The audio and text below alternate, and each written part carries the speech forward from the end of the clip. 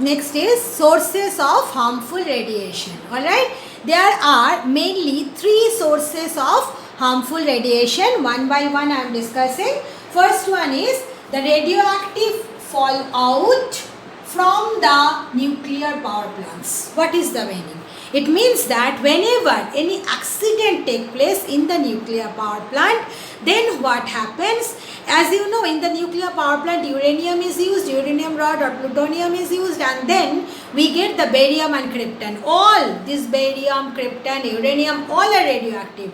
So when any accident take place, then what happens? The radiation, the dreaded radiations coming out from this radioactive materials, it just escape out from the nuclear power plant into the atmosphere. So these harmful radiations, they affect the population living near the power plant. Not only that, they may affect the population or the living organism at far off places also. Why? Because due to air current, the radiation may spread at far off places also. So this is known as nuclear radioactive fallout from the nuclear power plant. Alright. So I have written it in short that during accident in any nuclear power plant, a large amount of harmful radioactive radiation escape out into the surroundings, hence affect the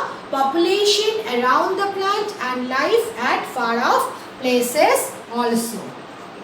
Okay, then next source of harmful radiation is nuclear waste. What is nuclear waste? You know that we use the uranium rod as a fuel rod in the nuclear reactor. Alright, now from the uranium, what happened? The radiations are coming out, but when the activity of the radioactivity of the uranium rod, it decreases below the certain level, then what is done? These uranium rods are rejected from the nuclear power plant. Alright, so this rejected low activity uranium rod or the fuel rods are known as the nuclear waste. Actually, what should be done? That nuclear waste should be buried deep inside the earth or inside the sea, keeping them inside a what I can say, very thick double-walled lead concrete box. But if it is not done, nuclear waste is not dumped properly, then what will happen? The radiation coming out from the rejected uranium rod or fuel rod, it may contaminate the water, it may contaminate the soil, and that's why it become danger for the human and the living organisms living in that state, okay, in that place. So what is nuclear waste? The rejected low activity fuel rods from a nuclear power plant, you can add, that is known as nuclear waste. And the harmful radiations coming out from these rods may contaminate water and soil and affect the human and living organisms. Now for the first point, that accident take place, I said already, these there were three nuclear accidents on earth. That is, first was in USA on 28th March 1979, and second was in Ukraine in USSR on 26th April 1986, and third one was in Japan on 11th March 2011. So if you are interested, then you can learn and remember the deaths of nuclear accidents and that took place and the places of nuclear accident also. Now the third source of harmful radiation is the cosmic radiation and X-rays. Now what are the cosmic radiations? That radiation that entered into Earth's atmosphere from sun or from other planets or from any what I can say terrestrial, any object or anything present in the space, or simply you can say the radiation that is entering into the atmosphere from the space, they are known as the cosmic radiation. Now inside the cosmic radiation, harmful gamma rays and X-rays are present. So these gamma rays and X-rays present in the cosmic radiation cause damage to the human body or the living organisms. Alright, like that X-rays produced by the high energy particle accelerators, they also cause damage to the human being. So these are the points that other sources such as cosmic radiation and X-ray. The radiations enter Earth's atmosphere from space are known as cosmic radiations, and these radiations contains gamma ray and X-ray which are harmful for human beings. And X-rays produced from high energy particle accelerator means they produce highly energized accelerated particles. They also very harmful for, this is harmful, HARMFUL, harmful for human beings. So this is another important topic for your board exam, that what are the sources of harmful radiation. Alright, those who are unable to remember the elaborate point, at least they will remember the points, the first line I have written for all the 3 points. Okay, that is the nuclear fallout from the nuclear power plant, nuclear waste and cosmic radiations and X-ray. You must learn and practice and prepare this topic. So you have studied what are the sources of harmful radiation. Then next is coming, what are the harmful effects of radiation.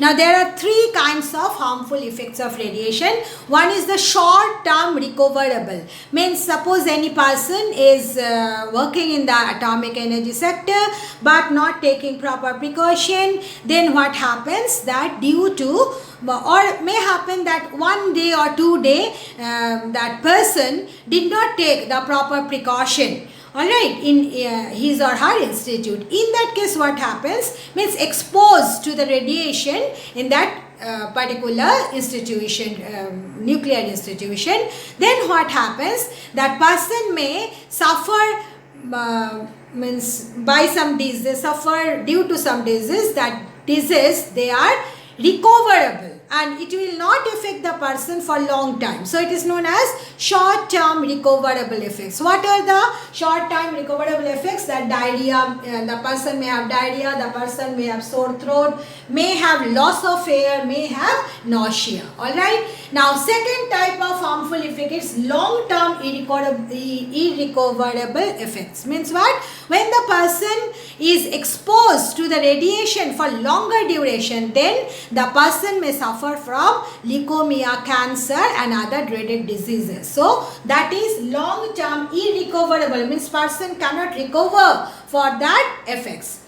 These 2 effects, the first and second, these 2 effects, it takes place in the present generation, means the person who is working there. But the third one, the genetic effect, is the most dangerous one.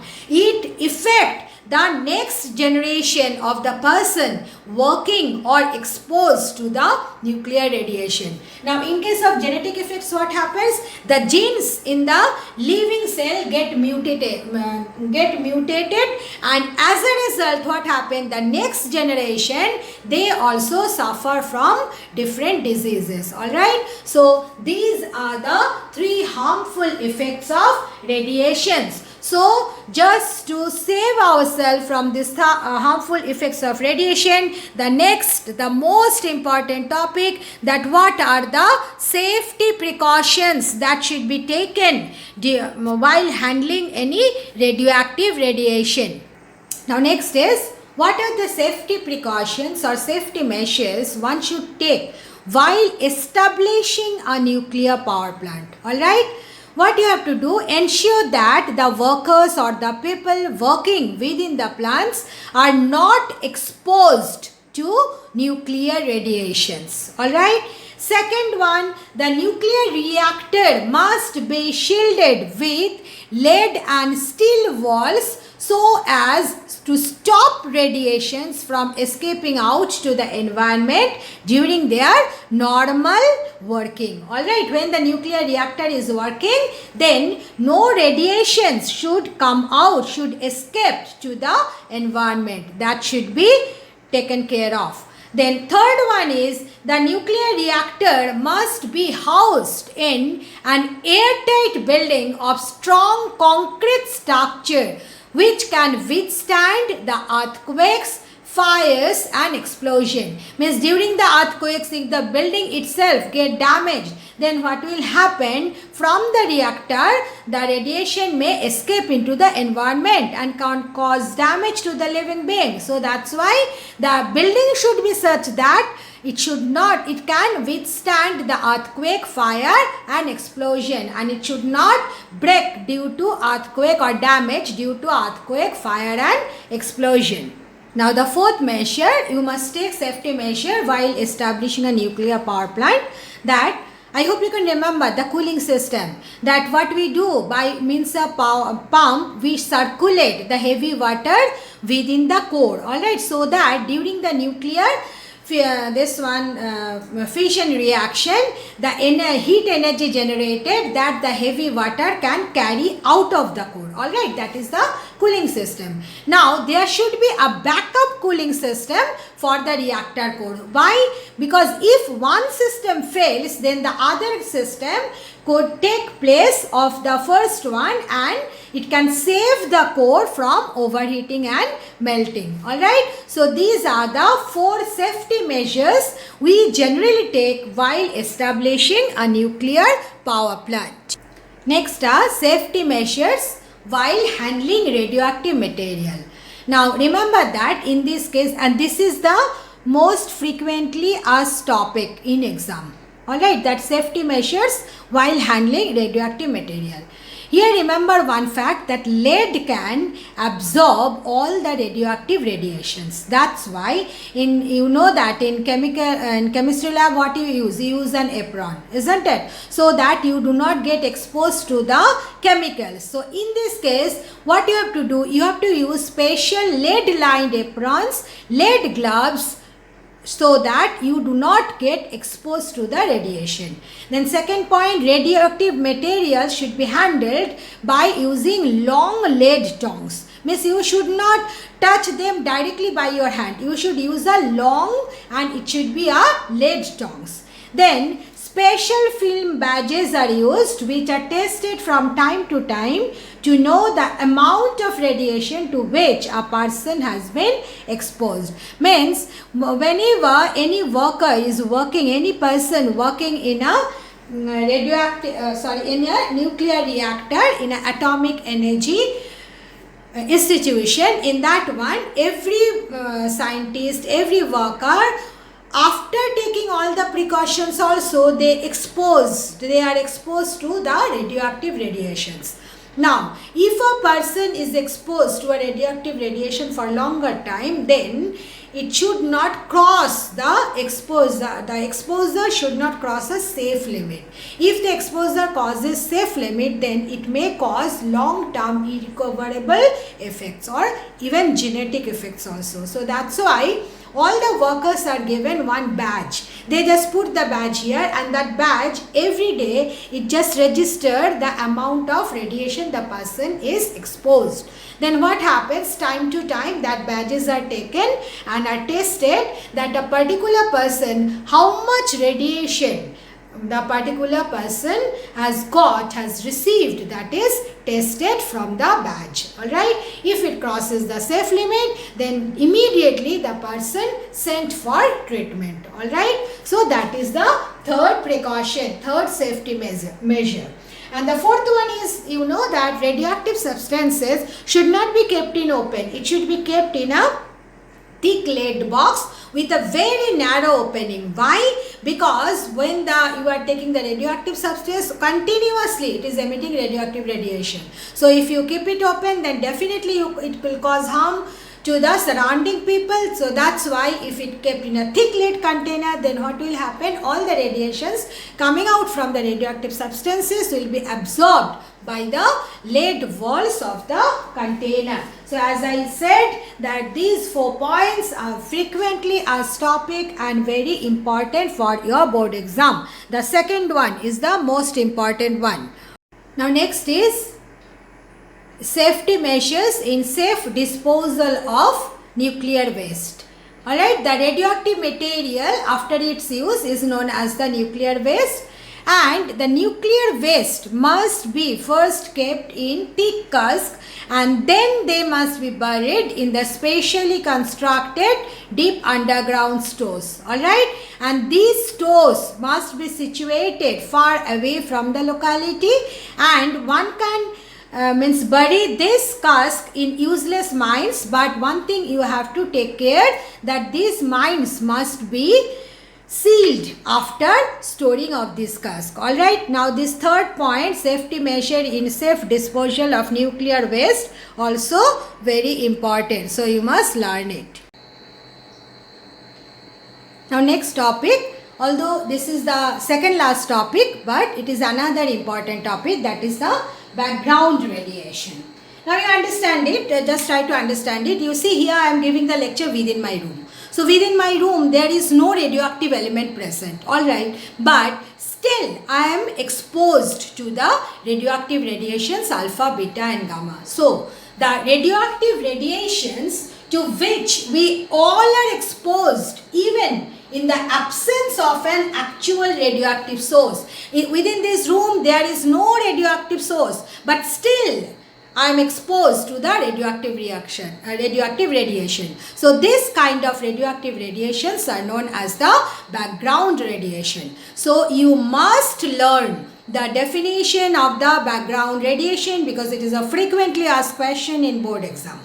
Now, what are the sources of the background radiation? There are two kinds of sources of background radiation, internal sources and external sources. What are the internal sources? With the food or whatever we are just taking inside our body, with that potassium 40, C14, carbon 14 and radium, they get inside our body. These are all radioisotopes. So these radioisotopes continuously they emit radioactive radiation. So you see our full body is exposed to this radioactive radiation. These are the internal sources. Now in this case remember that potassium 40 and C14 it is available in all parts of the body. But if you consider radium only available in bones and it affects the bones and reproductive organs. Alright. Then what are the external sources of background radiation? External sources of background radiations are cosmic radiations, solar radiations and the radioactive elements present in the rock on earth. Alright, these are the external sources of background radiation. So for your board exam you must learn, this is very simple topic, that what is the definition of background radiation and what are the two sources, that is internal sources and external sources and their examples of background radiation. Now last topic of this chapter is nuclear energy. Already in my earlier lectures I told you that what are the basic difference between nuclear energy and the chemical energy. Nuclear energy we get when mass is converted into energy according to Einstein's mass energy equivalence relation. E is equal to delta m into c square. Delta m is the mass that is changing into energy and delta m also known as the mass defect, and c is the speed of light. So c is the speed of light. You know what is the speed of light in air or vacuum? It is 3 into 10 to the power 8 meter per second square. So you see, due to this term c square, what happens if you destroy, if you convert a very small amount of mass into energy, you will get a large amount of energy. That's why in all nuclear reaction they are what I can say, a large amount of energy are related with the involved with the nuclear reaction. But if it is a chemical reaction, then what happens? A small amount of energy is associated with the reaction. Why? Because in chemical reaction what happens? One form of energy is converted into other form of energy, and chemical reaction always obey conservation of mass and conservation of energy separately, but nuclear reaction it obeys energy mass conservation together, alright, according to Einstein mass energy equivalent relation. Now here there is a fantastic fact here. We know that the smaller unit of mass generally we use to measure the mass of atoms, that is atomic mass unit. What is atomic mass unit? Mass of 1/12 of 1,6C12 atom. Don't forget to write 6C12, this 12. Why? Because there are other isotopes also. If you take another isotope, then the mass will change. So in the relation of atomic mass unit, we use 6C12 atom. So you must mention that.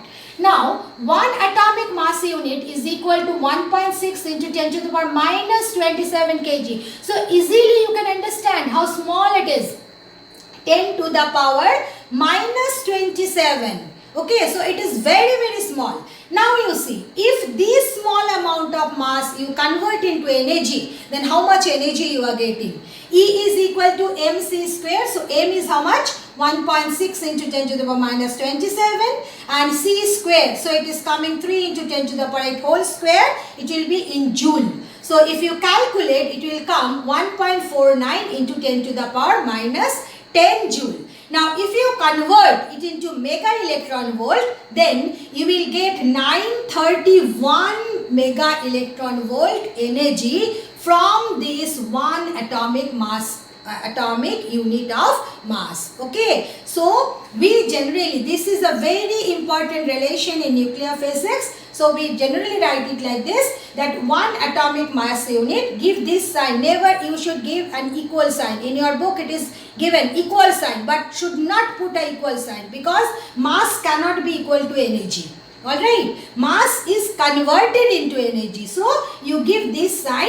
Yeah, one atomic mass unit when converted into energy, then how much energy it can produce? 931 mega electron volt, which is very large in amount. Okay, so that's all about the radioactivity chapter, and we have come to an end of the entire portion of 10th standard. So I request everyone, whatever, while giving the different lectures, whatever topic I said important for board exam, and all the points what I wrote on the board and said important, please you learn, practice. If you practice, then only you will be able to remember it. Practice and remember it. And not only that, go through all the board exam questions also. Thank you, girls.